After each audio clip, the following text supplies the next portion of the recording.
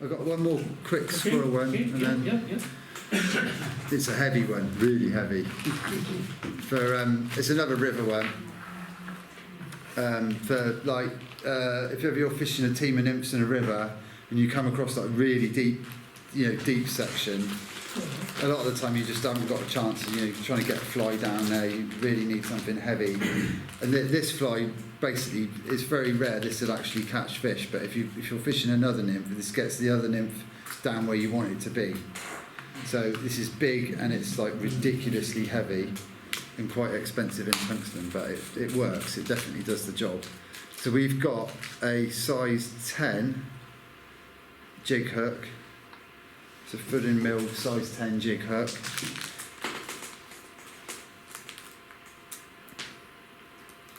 This is just something different. I'm just messing about with, but you don't want to lose these in the trees because they are quite expensive. So we have got a black tungsten slotted 3.8mm bead, and then what we want 3 2.7 ordinary black beads. So there's 4 beads on this.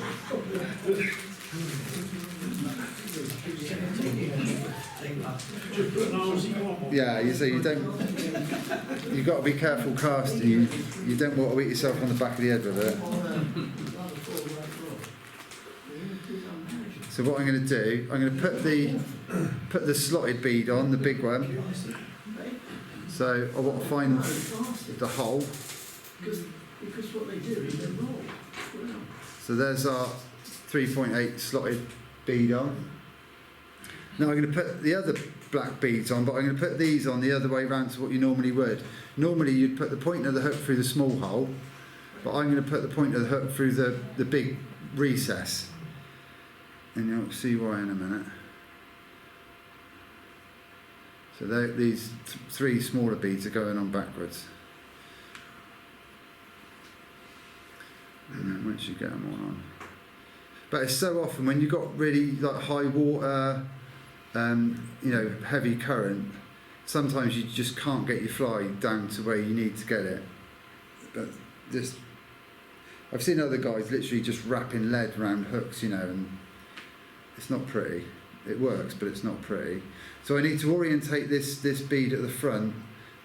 It can either go there's 2 ways up. It can go that way, or you spin it 180 degrees and that way. You want it to go the way that it cocks up. One way it will cock up on the eye of the jig hook.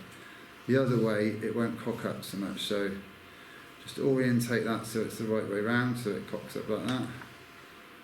And we get some thread on.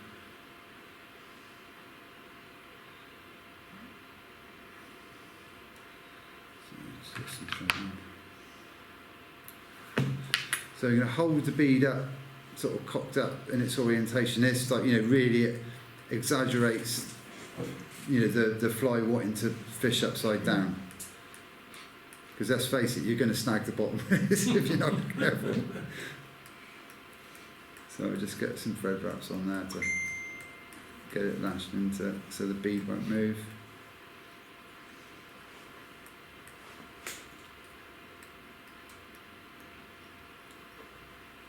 And again, this is another really buggy fly with loads of movement.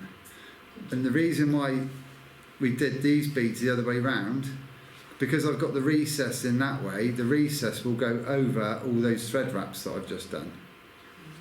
So then I'm going to leapfrog that bead. I'm going to do the same with that, bring that one up, leapfrog that one, bring that one up, leapfrog that one. So there you go, it's a heavy fly. So now we're going to get some of our lovely squirrel dubbing again. We're just going to dub it conventionally.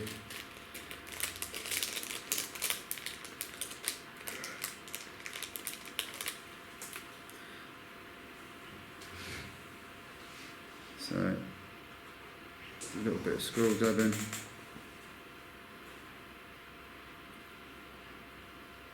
Mr. Jardine liked this pattern when we were on the itching the other week, but he assured me it would work much better if there was a gold bead at the front. But, can't please everyone, can you? So a little bit of dubbing behind that back bead. Then I'm going to leapfrog in the next gap. And we're going to dub in that gap.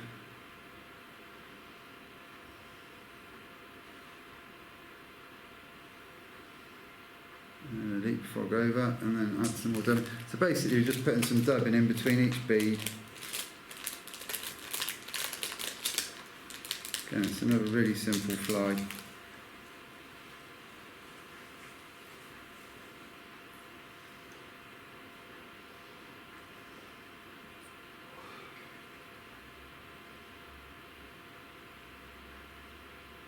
And then leapfrog, and then put a bit more dubbing in between that one.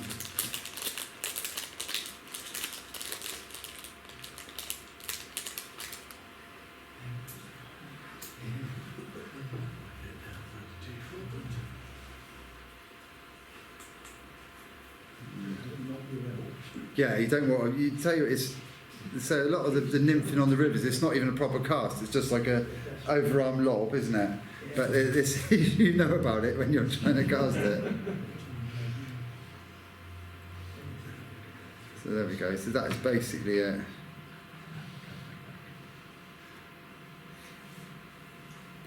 Whip finish. Again, the whip finish sinks down behind the bead.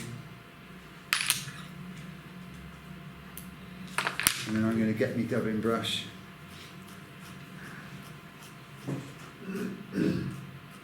And then this is what makes the fly. Just teasing out all the fibres.